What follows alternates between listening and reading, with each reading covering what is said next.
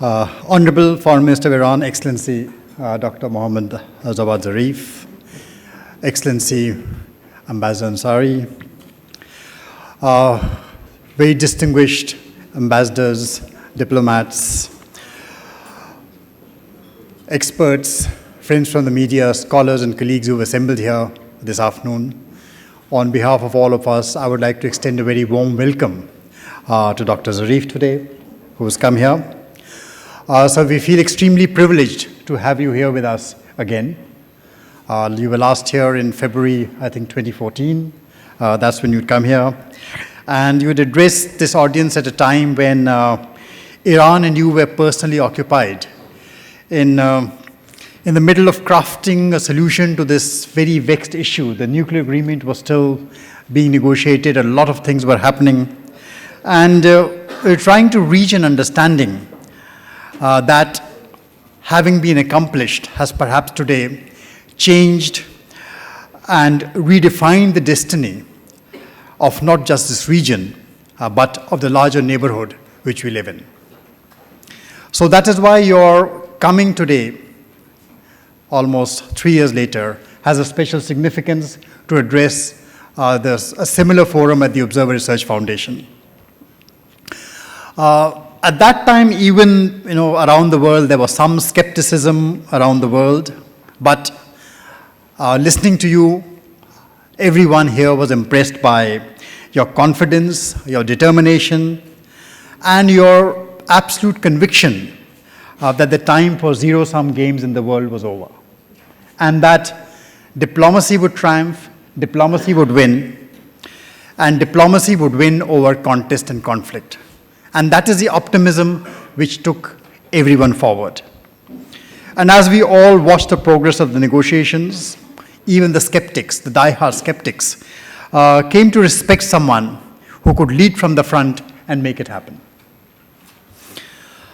So in the process, and I have no qualm saying it, the whole world came to recognize Dr. Zarif not just as a foreign minister of Iran, but as an international statesman, representing a country that has today become a significant voice against terror, one in favor of peace and harmony on the world stage.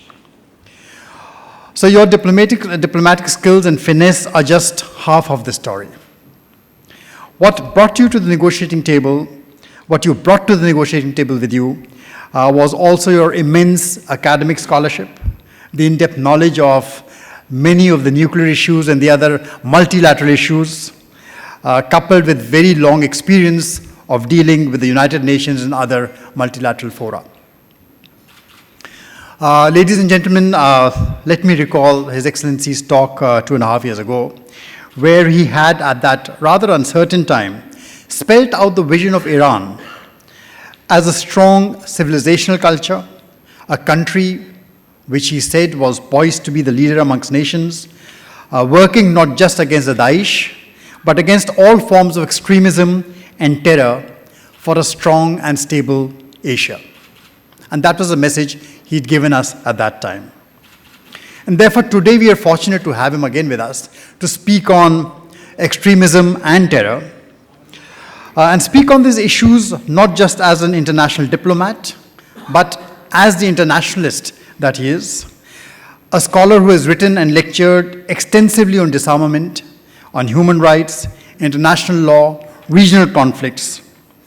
So we are particularly privileged, you, sir, to have you with us to speak on terrorism at a time when geopolitical disruptions and political transformations across countries are demanding more and more every day from leaders from within the region. And that is the difference. Today, as the world is witnessing events unfold in Syria, Iraq, Afghanistan, Yemen, the world cannot help but see them against the backdrop of the results that democratic processes are simultaneously throwing up in Europe as well as across the Atlantic.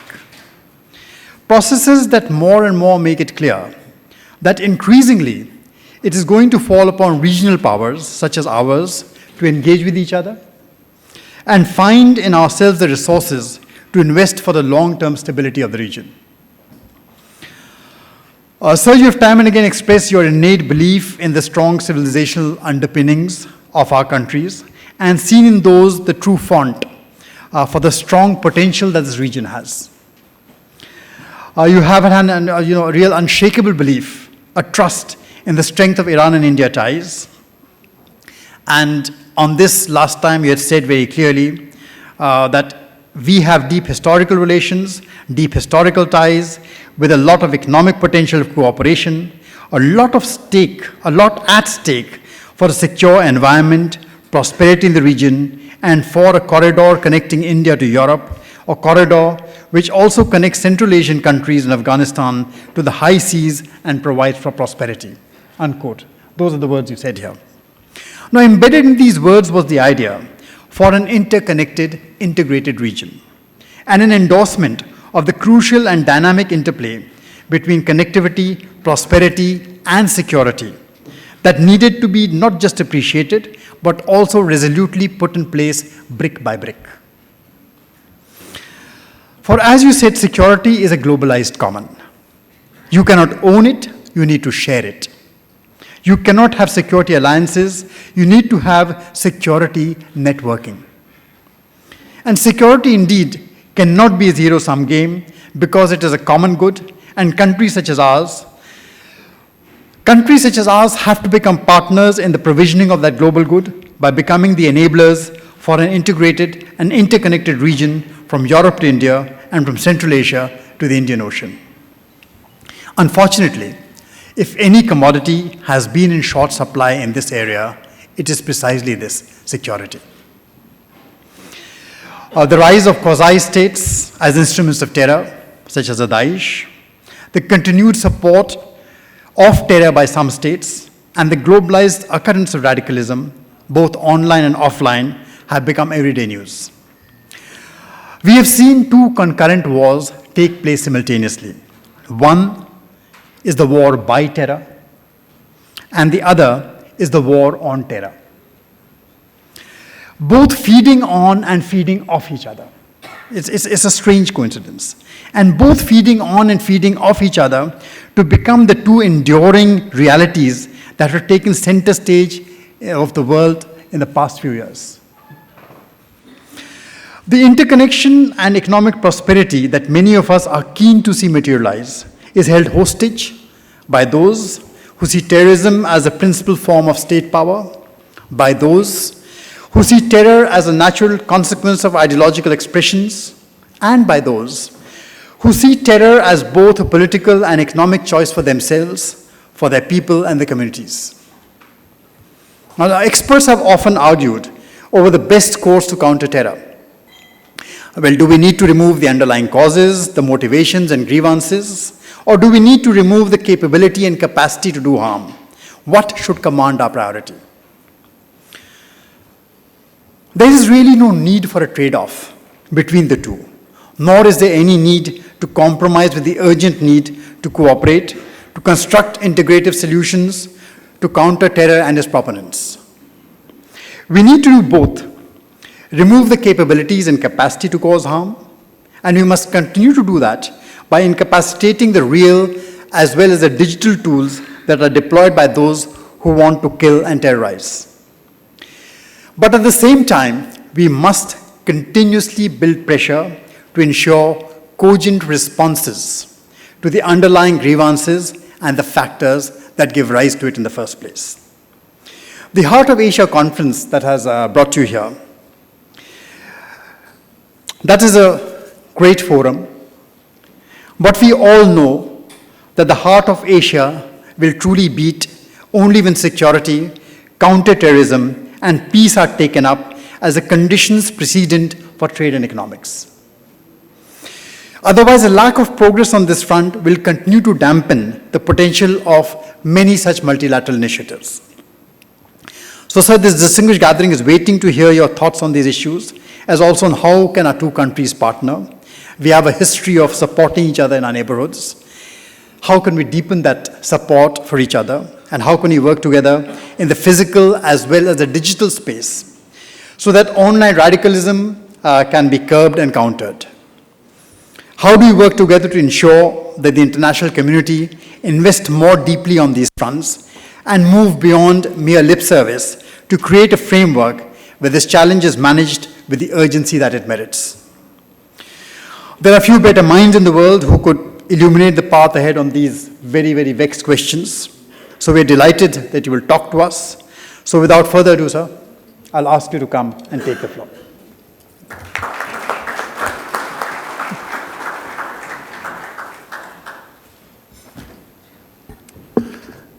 Bismillah ar-Rahman ar-Rahim. A very good afternoon to all of you. Delighted to be back here, and thank you for that gracious introduction. Let me try to share with you some thoughts, maybe scattered, not very well organized as you presented it. You presented something that you said I said, and I thought it was much better organized than what I have ever said. Maybe you had more time to think about it than I did. But thank you for giving me this opportunity to be back here and share with you some thoughts. And let me start with that very fundamental concept that we all need to accept. It's easier said than actually believed. That we live in a world where you cannot gain at the expense of others. Unless we understand that, we will not be able to combat any global menace. And basically, all menaces these days are global in nature. But unless you understand, and we all understand, that it is absolutely impossible to gain at the expense of others, whether it's the climate that we're talking about, or economic prosperity, or terrorism and extremism. We are absolutely incapable of making moves ahead, of gaining while others are losing.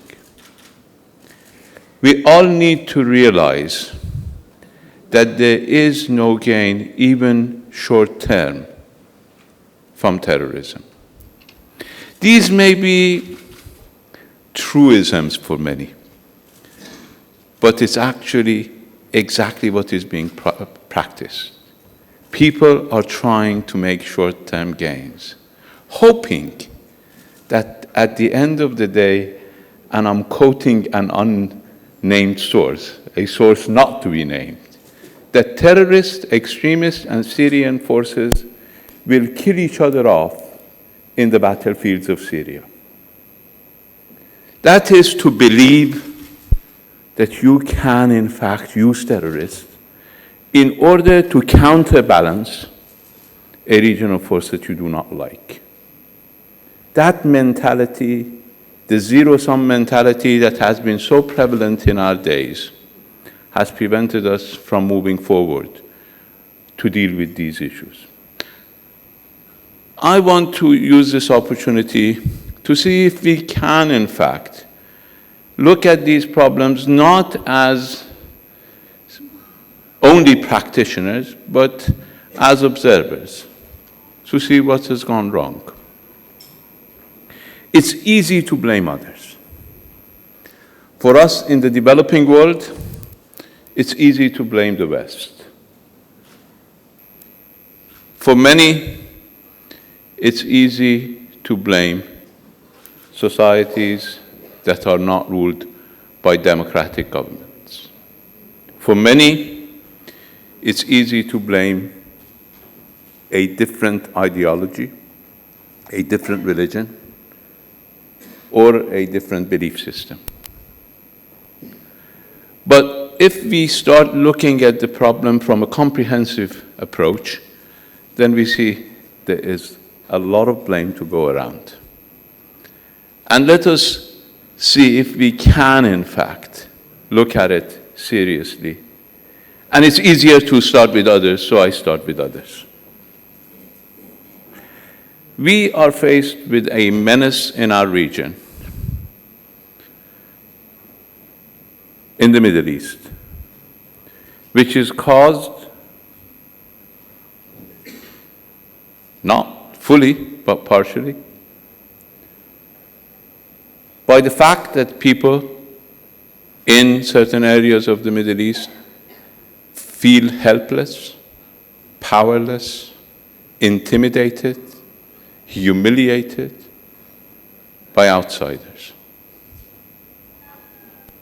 Whether it is in Palestine, where for 70 years people of Palestine have been deprived of their homes, not been able to live in their own homeland, see their most basic human rights violated on a daily basis.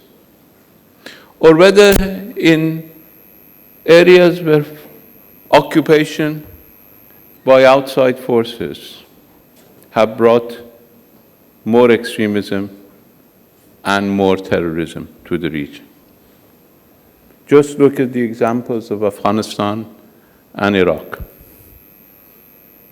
Nobody can question my sincerity on this issue because the interventions in Afghanistan and in Iraq removed two of our mortal enemies. So if I present a critique of what happened in those areas, it's not because I've lost friends there. It couldn't happen to more deserving people. But it's the logic. It's the logic of occupation that caused extremism. I didn't need to have a crystal ball to say before the Security Council in February of 2002 that there are a lot of uncertainties about the future of a possible US invasion of Iraq. But one future is certain: extremism will gain. You didn't have to be a nuclear scientist to say that. Everybody among my colleagues from the Middle East shared that feeling and fear. Few, I don't want to say had the courage, but were able to say it in front of the United States because of their bilateral relations with the Americans. But I want to step one step further and simply share with you the thought that the era of hegemony is long gone. We are paying the price for the past, 20-some years or more, for the misplaced perception in the United States that the Cold War was won by the West. And that historical gain had to be institutionalized through military force in order to make that a constant feature of decades to come. That misplaced perception that you could, in fact, have a new, what they called it, new American century, has brought us a lot of misery in our region. And I hope that people do not try to revive that thinking. I hope that having learned that lesson the hard way in Iraq, in Afghanistan, in Syria, people do not attempt to make America great again. Because that perception is intrinsically wrong. Time for hegemony is long past. No country can exercise hegemony globally. No country can exercise hegemony regionally. And that is why we believe that Iran, nor any other country in our region, should even try to exercise hegemony in this region. Because that is impossible. The theoretical reason for that not being possible is simply because of the realities of the transitional phase in international relations. The transitional phase in international relations is characterized by its fluidity, by the disbursement of power, by the multitude of actors that are now playing on the global scene, be it non-state actors, newly emerging state actors, even individuals.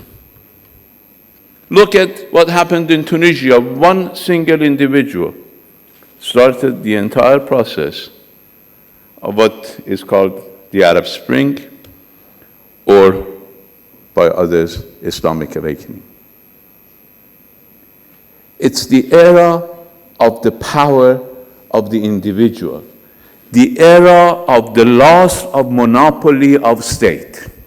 States have lost their monopoly, even to exercise control over the means of mass warfare from the negative perspective, or even the means of provision of security from a positive perspective. So this would be a geopolitical heresy to say that in order for you to be a security actor in today's global environment, you do not even need territory. If anybody, because those who have studied geopolitics would say that if you do not believe in the force of geography, you should not even enter any palace or hall of power. But today we see in our global environment that people with no territory can in fact both deprive us of our security and to some extent even provide security. So in this era, where the state has lost its monopoly on the exercise of force, of military force, of being a security actor, it is impossible to have hegemonic tendencies. Hegemonic tendencies are doomed to create disaster. And if we want to look partially, not fully, because there are a lot of explanations, and I'll get to some more explanations which would be self-critical.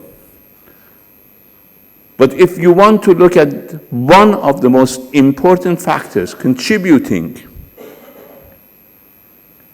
to the process of extremism, what is called radicalization in our region, you need to look at what has happened in 2001 in the US invasion of Afghanistan and 2003 in the US invasion of Iraq.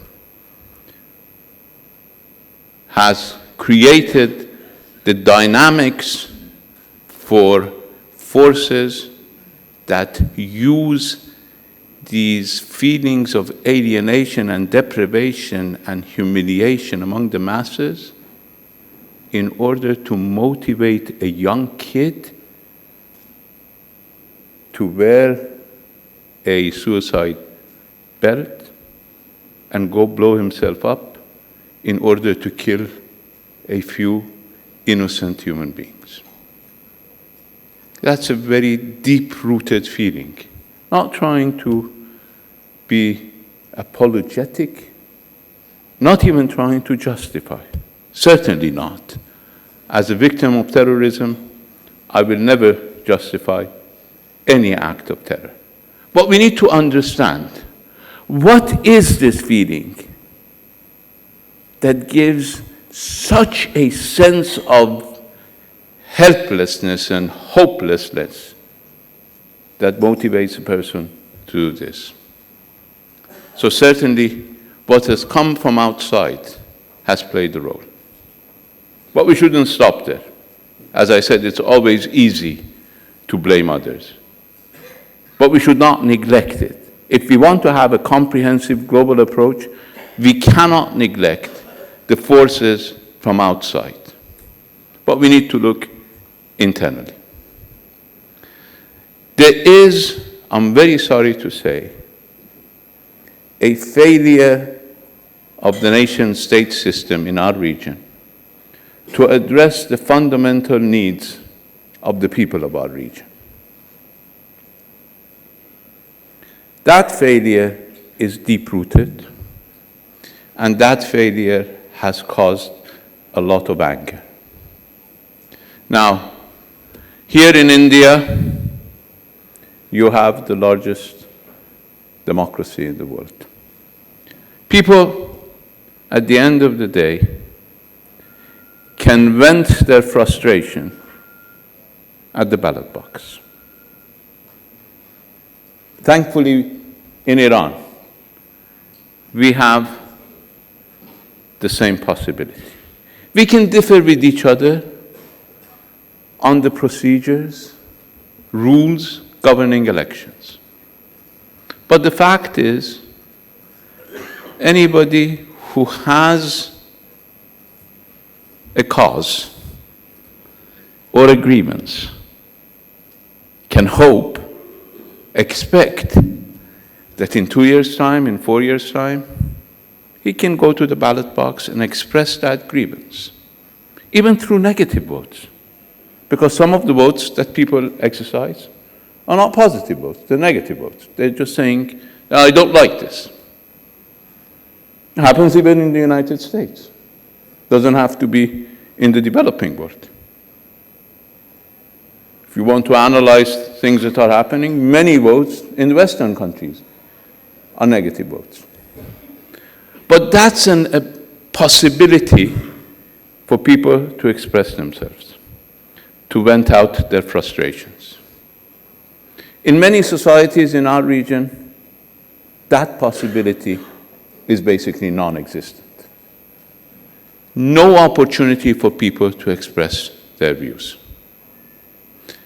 I don't want to start bashing anybody, but it's rather ridiculous that people whose population have not heard of elections are now calling for elections in Syria or elsewhere. But that, in and of itself, is a cause for resentment, a cause for anger, a cause for reaction. And that cause is being used by demagogues. Demagogues are using that in order to motivate the younger generation, people who are disgruntled, to take violence. But it's also used by the targets. That is, those who consider themselves to be the ultimate targets of this feeling of frustration are trying to divert the attention, divert the focus of the resentment and anger to other phenomena. Now, in our region, it's called Arab versus non-Arabs, or Shias versus Sunnis. The anger that is driving Daesh and al-Nusra into violence is not an anger from the Shias or non-Arabs. It's an anger against the Arab state system, but it's being attempted to divert that anger into a form of violence so that at least temporarily they feel secure. But the problem is, from this zero-sum mentality, you cannot gain security through diverting insecurity to your perceived enemies. That is simply impossible, because insecurity is a global commodity. Last time I was here, I said security is a global good. Insecurity is also a global phenomenon. It is not containable. In today's age, most radicalization is taking place through the internet. You cannot contain radicalization in a certain segment of the territory of Syria or Iraq or Afghanistan. It's a global phenomenon. It can attack you in North America, can attack you in Australia, in the streets of Paris or Brussels. So the mere illusion that some statesmen in our region have, that they can divert this anger to a perceived enemy, is nothing but an illusion, but a dangerous one. Because it basically feeds into the very serious organizations that are using advanced communication techniques, advanced internet possibilities in order to attract new followers from the people who feel a sense of resentment, alienation, and deprivation. And now it becomes very easy to say, now that's because of ideology. And some of us would very much like to accept that. But let me ask you a question. Why is it that some people who behead innocent human beings in Syria and in Iraq speak English and French with a perfect accent? Were they produced by dictatorships? Were they educated in ideologically motivated schools? Or is it something else? The person who conducted the massacre in the kosher shop in Paris was there with his girlfriend. And if you know the most basic elements of Islam, you know that you're not supposed to have girlfriends if you're an ideologically inclined Muslim. So what is it? What is it that is being used by these demagogues in order to create monsters, absolutely monsters, out of young people? Is it the feeling of alienation? Is it the feeling of hopelessness? Is it the feeling of marginalization? Is it the feeling that you are not being respected? A demand for respect. Demand for respect is the most fundamental requirement of every human being. And this demand for respect is lacking in many parts of the world. And that is why it doesn't matter how you are brought up. It doesn't matter in what school system. That feeling of marginalization, that feeling of deprivation, that feeling of alienation, of lack of respect. And all of these, in my view, emanate from the same zero-sum mentality whose time is long gone. That we see everything in terms of us versus them. Of people who can share all the benefit and people who can share all the blame. That is how we have tried to look at the world. Just see how these patterns of alliance work. That is why last time I talked about security networking. Because coalitions and alliances are doomed to failure because they are based on a zero-sum approach. They divide people into us versus them. And that is why they create, by definition, a feeling of alienation, of exclusion. We need to move away from that. Otherwise, we find all sorts of excuses for ourselves in order to explain phenomenon that have multitudes of reasons. And we are simply trying to look at some of them in a rather non-theoretical, scattered way. It's not theoretically sound the way I'm dealing with this. But I'm just trying to find reason to think about the causes that we find in this rather global menace that we deal with. And there is the element of ideology. It's not all ideology, but there is an element of ideology. The same element of ideology that attributes all the faults to your enemies. That creates enemies and attributes all the faults to them. We were the enemy, along with the communists. So an ideology was developed or was advanced and promoted in order to exclude the enemy. That ideology worked in Afghanistan, produced the Taliban. Worked in Iraq, produced Saddam Hussein. Worked in Afghanistan again, produced Al-Qaeda. Worked in Iraq, produced Abu Mus'ab al-Zarqawi, the father of Daesh. Worked in Syria, produced Nusra. Same ideology. Ideology of blame, exclusion, what we call in the Islamic terminology, takfiri ideology. Simply rejecting anybody who doesn't feel or believe like you as infidels, and thereby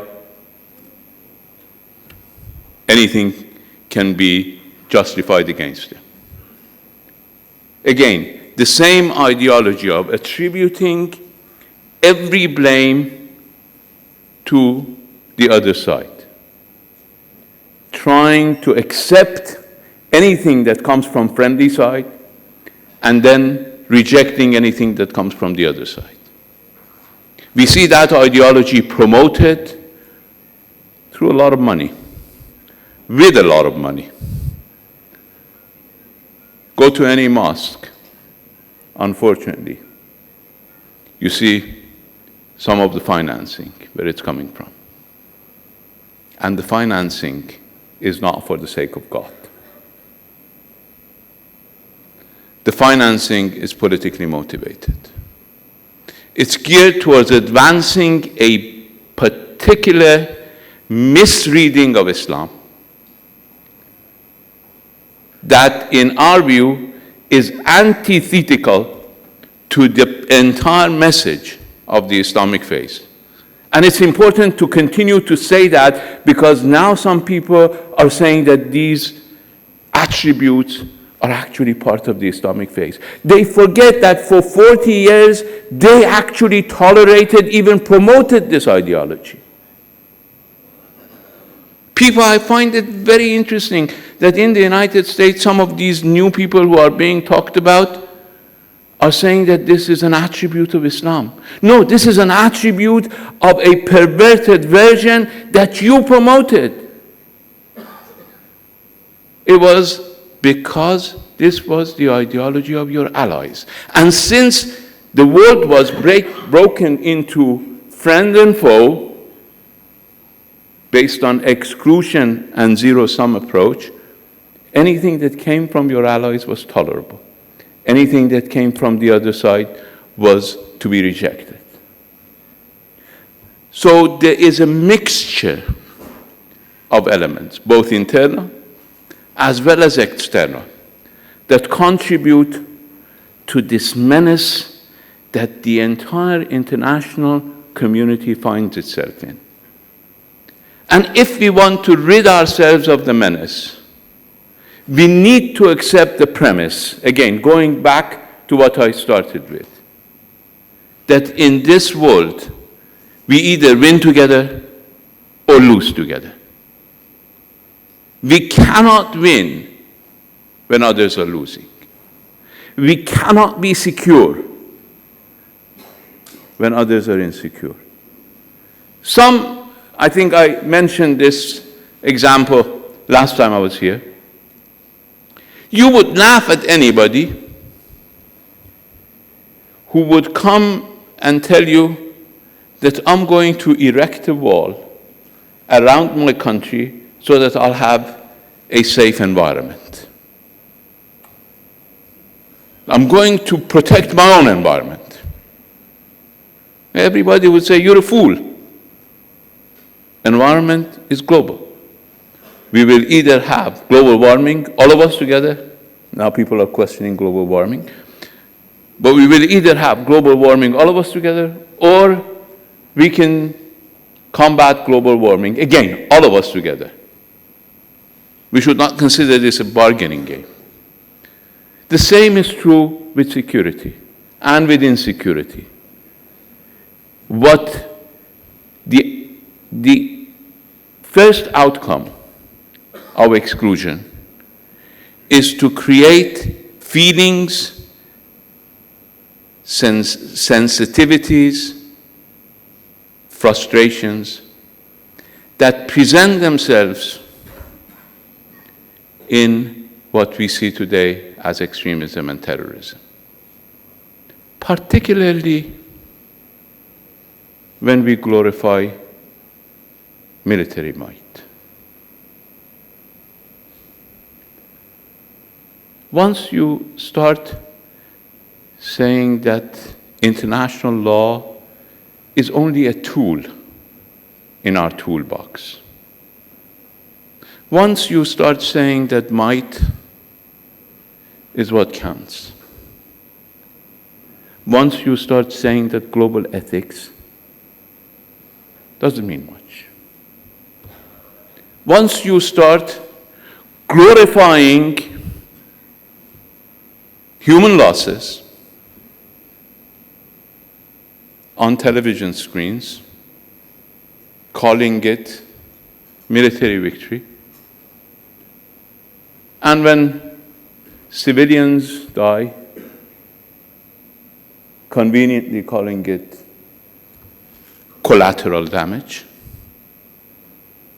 then you are removing any boundary on the use of mass violence. And the immediate outcome is those who do not have symmetrical means of warfare will resort to these perverted, asymmetrical means of terror. We all need to wake up to the consequences of our own action.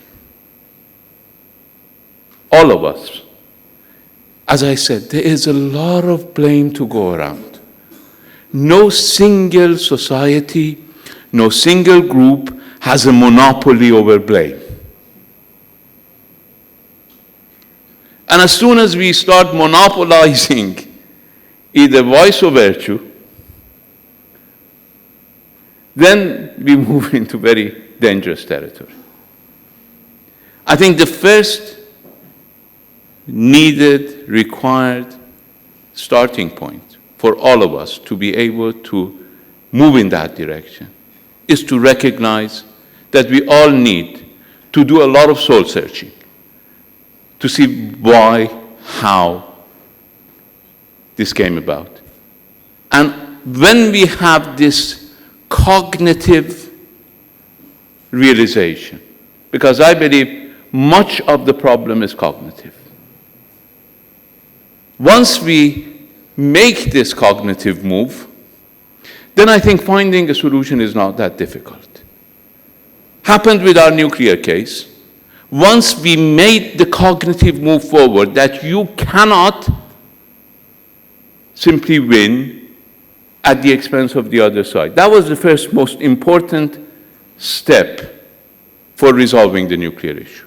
I think we now need to have a common understanding of the problem.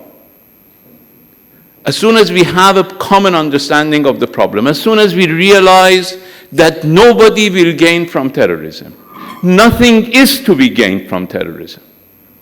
Once we make that realization, then I believe the future is much brighter than many of us in their times of misery believe it will be.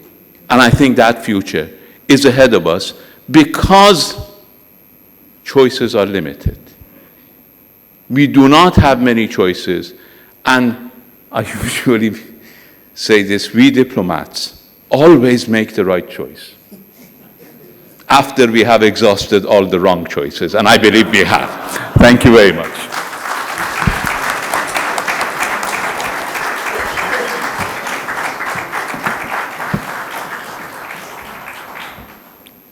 The Minister has kindly agreed to take a few questions. I can see Indrani and raise a hand. There are mics, 5 mics on the side of the room and one at the back of the room. Walk up to the mic and please introduce yourself and pose the question, and we'll take it sequentially. We'll go one question at a time and try to fit in 3 or 4 at least, because I know there's a clock we are running against. So Indrani, please. Good afternoon. I'm Indrani Bagchi from the Times of India. Excellency, I have a question about the recent election in the US and the new administration that will take over in January. What do you see as the prospects of survival of the nuclear agreement? And what would, in your view, what would be the red flags that you would be looking out for in the coming months? Why did you relate to the question? Thanks. Can we ask the gentleman in the back, please? Yeah.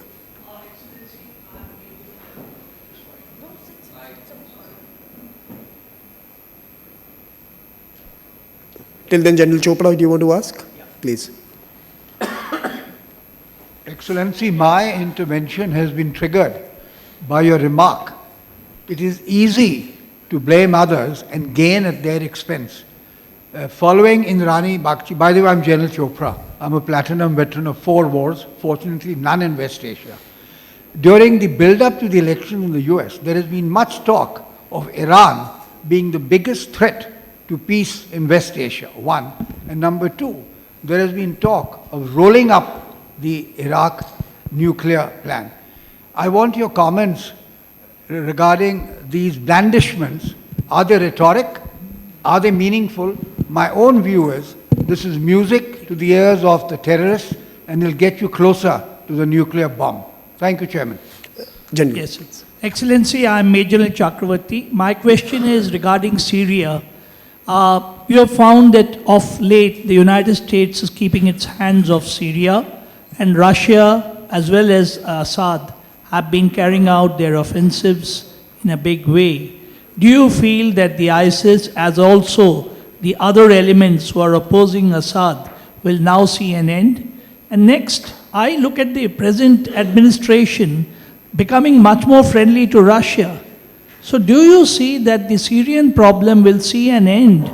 And Iran also possibly will see, very different from what Indrani has said, because of the close connections between Putin and the president-elect, despite Mad Dog Mattis being what you call appointed as the likely defense secretary once approved by the Senate and the House of Representatives. Siddharth? Excellency, I'm Siddharth Vardarajan of the wire.in. Thank you for a very good speech. Your Afghan colleagues will likely bristle at the suggestion that their country today is under foreign occupation. I've heard it from many senior Afghan officials that they do not consider, notwithstanding the presence of foreign forces, they don't consider Afghanistan to be an occupied country today. So I would like your response on that, but more importantly, is it your suggestion that if foreign forces were to leave and to leave without due preparation, the fight against the Taliban, the way it stands today, would be easier? Or do you think that there is some merit in the current strategy that the Afghan government is pursuing of negotiation, dialogue, and some kind of a phased withdrawal of foreign forces after the Afghan security forces have built up their own capabilities? Thank you. And the last question for this round. Yes. Hello. Hello. Yes, I'm Gudmundur Eriksson. I'm Icelandic, but I'm a professor of international law. I stress that, international law, at Jindal Global Law School here. Before I became a professor, I was involved in the issues that you were mentioning. and I'm very pleased to hear your sophisticated analysis of them. Frankly, I never thought I would see the type of rapprochement that now exists between Iran and the United States. So my question to you is a very personal one. Could you look around the world and identify one of Iran's foes and speculate whether you personally could involve yourself in the way you did in the US situation to solve that problem as well? Thank you. So.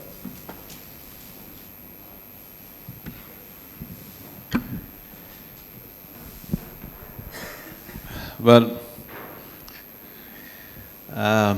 let me try to see if I can deal with some of these issues. I think 4 or 5 issues were mentioned. One is what would be the impact of US elections on the nuclear agreement. Let me try to deal with that. I think the nuclear agreement is a multilateral agreement. It's not a bilateral agreement between Iran and the United States. It's an agreement that came about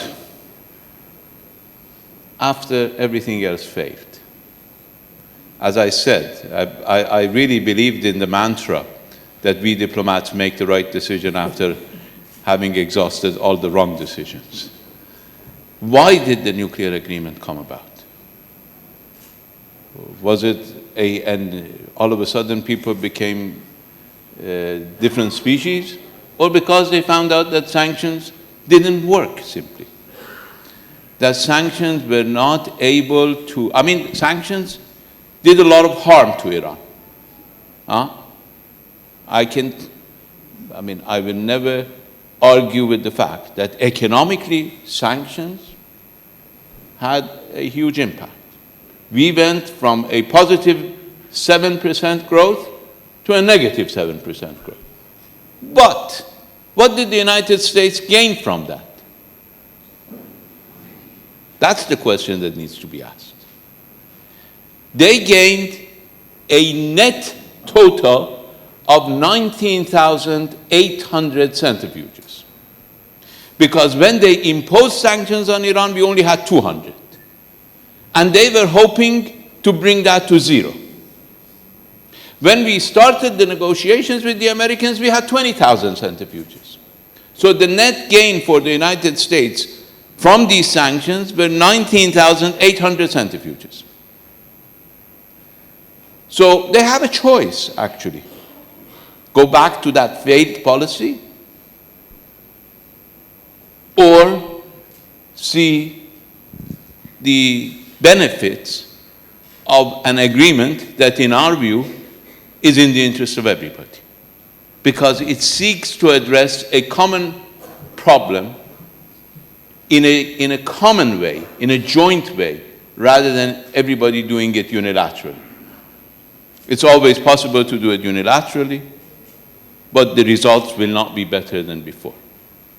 And I think people will learn from that experience. So I believe that, like the decision by the Senate a couple of days ago, these will undermine the credibility of the United States as a partner in any international setting.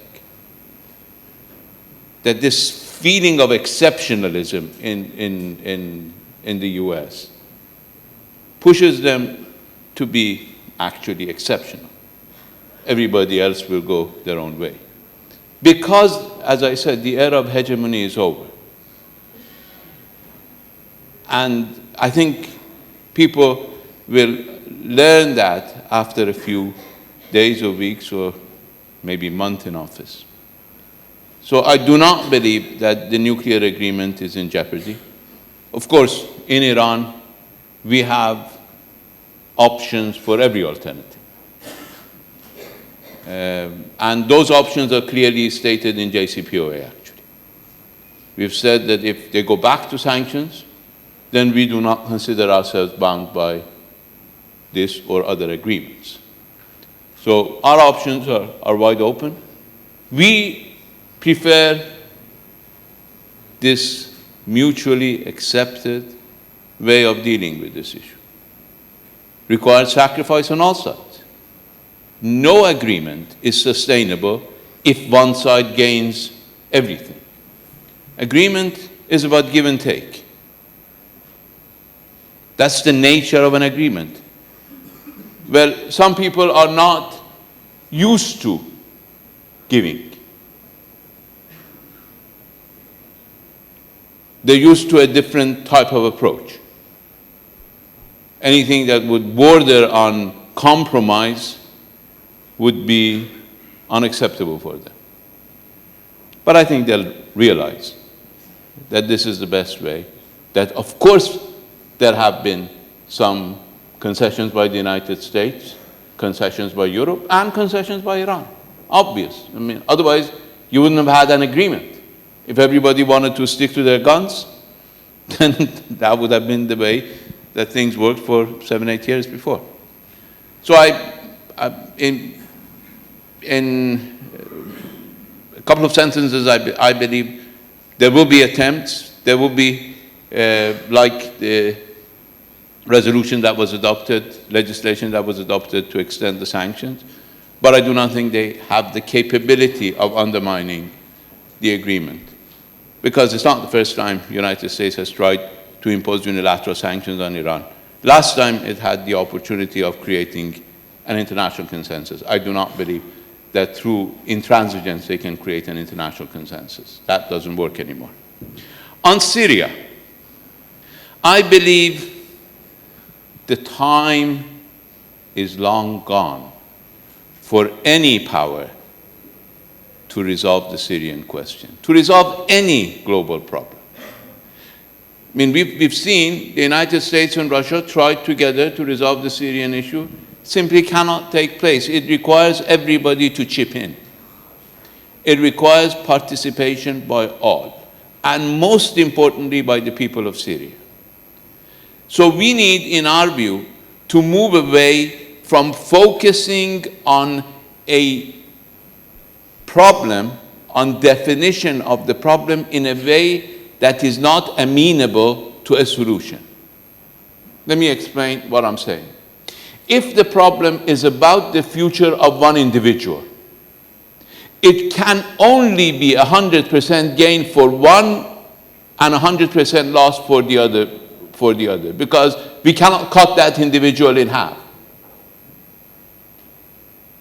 If we say whether President Assad will stay or President Assad will go, there are no other ways. Either he will stay, and that would mean everybody else loses, or he will go, and that would mean he loses. So the way we define the problem makes it either amenable to a solution or impossible to resolve. Now we can, in fact, pose a different question. Can there be a power-sharing system in Syria through constitutional methodologies, through other methods that would make everybody a part of the future of Syria, without trying to exclude anybody other than those who want to exclude themselves?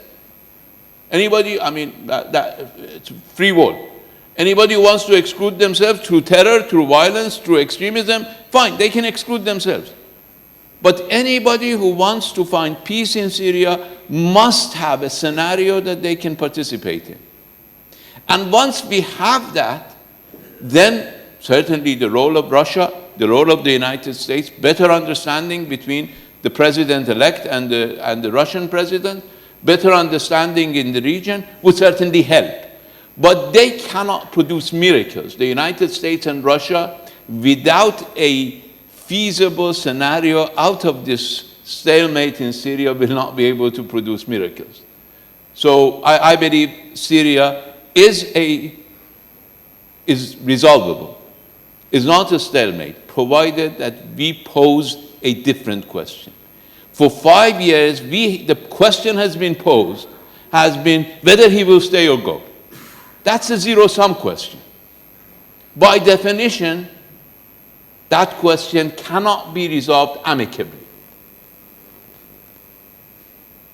We need to redefine the question in a way that it can be resolved in a non-zero-sum way. And here I want to answer the professor's question. Here, I think Iran can, in fact, work with other players in the region, including Saudi Arabia, as we did in OPEC meeting, in order to find a solution that is acceptable to everybody. I believe all players, all actors in our region need to work together in order to put an end to this nightmare in Syria, to the nightmare in Yemen, to the nightmare of terrorism and extremism that is actually not only menacing these countries, but the entire region and the world. So I have to respond to you that, yes, it is possible to address that. And the OPEC meeting showed that it can produce beneficial outcomes that benefit everybody, including consumers. On Afghanistan, we respect the decisions of the Afghan government. What I presented to you was an analysis of the dynamics of how people react. But we believe that in order to resolve the problem in Afghanistan, we need to go much deeper than simply a law and order approach. And here I think Iran and India are working together in order to address the fundamental challenge in Afghanistan, and that is the fact that Afghanistan has failed to, and this is, I'm quoting President Ashraf Ghani, I'm not being an analyst, has failed to turn its economy from a war economy, from an informal economy based on drugs, corruption and trafficking and warlordism, into a formal economy. Iran and India, during Prime Minister Modi's visit to Iran, when we also invited President Ashraf Ghani of Afghanistan, signed an agreement to develop the port of Chabahar, which provides an outlet for Afghanistan and other countries in the region to export their iron ore, other minerals to the international markets. And I think that is capable of changing the root causes of terrorism and extremism and drug trafficking in Afghanistan. We have gone through many different methods and all have failed. But I believe working with the Afghan government in order to find the best opportunity for Afghanistan to develop a formal economy is the way to deal with this problem. Did I miss any question? I think I tried to resolve them all. We have not... To answer them all, not to resolve them all. Excellent. So we'll just take three questions. The gentleman has been waiting there. Please introduce yourself. The young man on the right. Your Excellency, thank you very much. My name is Surajit Mahalanobis. I'm a retired journalist of Times of India, and currently I'm a research scholar at Jawaharlal University. My questions to you is on the volatility on the Strait of Hormuz, the currently, which is quite often reported. I just want to learn, for the sake of the research, keeping the facts straight, what exactly are the reservations of Iran in allowing the British, the US navigation into the Strait of Hormuz? Thank you, sir.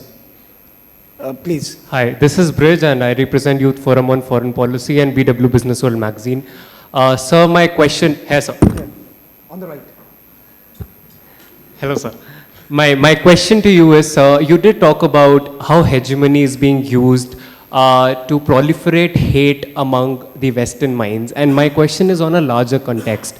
What is the state government's response? Is it educating people? Is it proliferating through media? Because media is somewhat a new phenomenon in the Middle East rather than other Western and other Eastern countries of the world. So what is the state's response to hegemony, the Western ideology which is being proliferated to instigate hate? Thank you.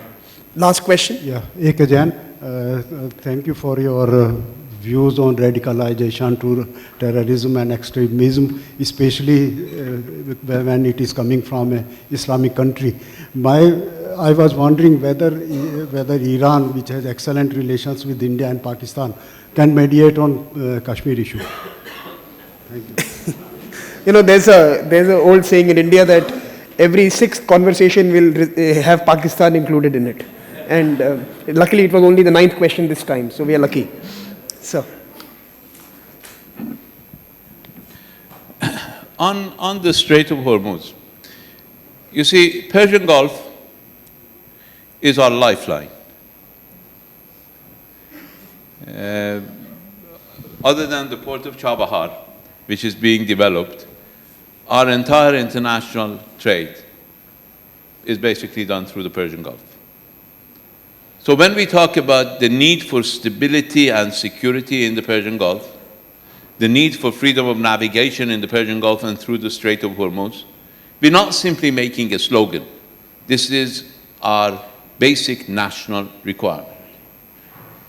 It's in our national security interest to have a secure region, to have a secure Persian Gulf. Now, Persian Gulf is right there in our neighborhood. And it would be interesting for somebody thousands of miles away to say that you're bothering us in the Persian Gulf. That's home for us. That's our vital lifeline. For them, they have defined it as strategic interest. But we have not targeted, nor have we attacked or bothered international shipping in the Persian Gulf. But we believe it has to be recognized that it is our neighborhood. We're right there. People coming from thousands of miles away have to understand the fact that this is very close to our home. Actually, it is our home. So we don't have any fights to pick with anybody. Rules of engagement for our Navy in the Persian Gulf are clear. We don't get closer than a kilometer or more than a kilometer to any foreign naval vessel in the Persian Gulf. But it is, again, our neighborhood. And we want people to respect that. It's our security. On how to deal with ideologies of hate, I believe we need a comprehensive approach. We need, part of it is law and order.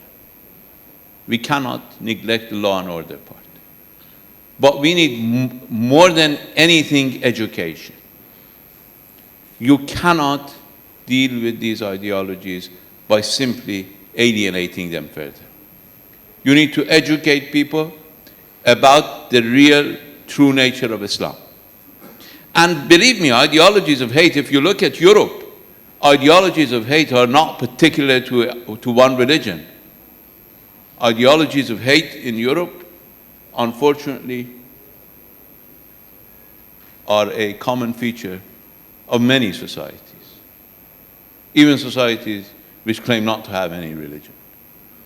Xenophobia, Islamophobia, all sorts of problems that are very much present in Europe are there. So education is an important part of the approach to deal with them. Providing hope probably is the best approach. That people have hope in the future, hope in participating in the future of their own societies, be it in the West or in our part of the world. That people have a stake, should have a stake in the future. Hopelessness is a very dangerous phenomenon. When people lack any hope for the future, many things can happen. On Iran, Pakistan, and India. We have excellent relations with both India and Pakistan. Pakistan is a very close and dear neighbor to us. India is a very close partner for Iran, with whom we have historical ties, cultural ties, ties of literature. Many Indians and Pakistanis of a bit older generation than most of us here recite Persian poetry. We cannot lose that bond.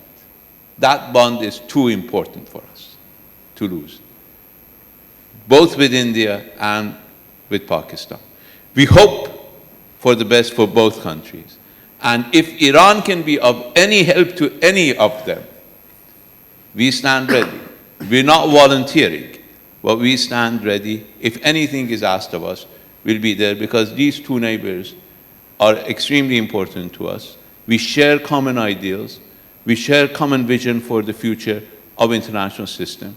We believe that the future of international system is one that should be democratically governed, should be a place for the non-aligned, where India, Iran, and Pakistan are all active members, to have a major say in what happens in the future.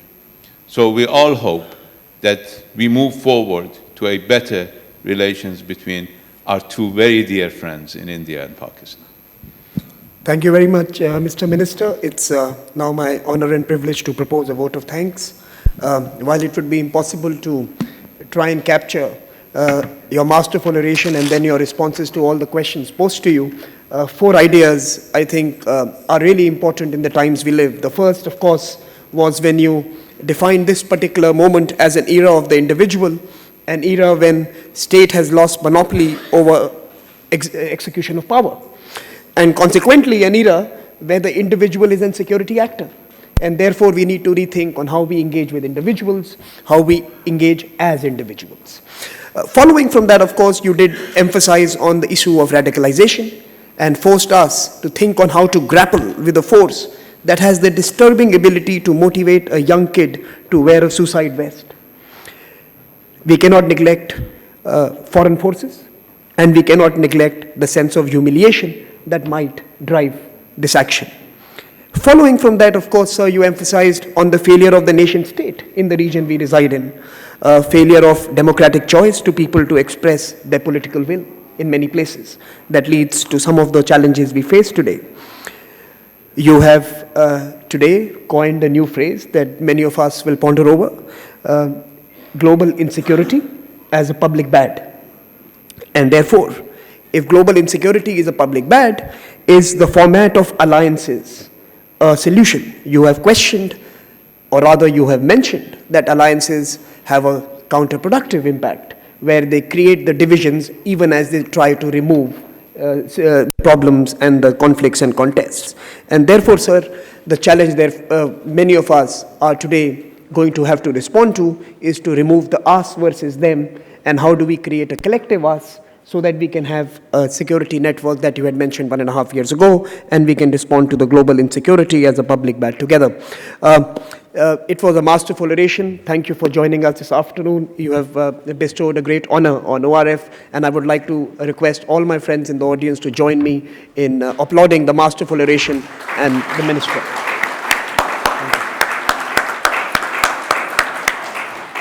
The minister will have to leave. There is tea served in the back of the room. Thank you very much for joining us. Thank you very much. I'm sure when you quote me, you make it much better than what I said.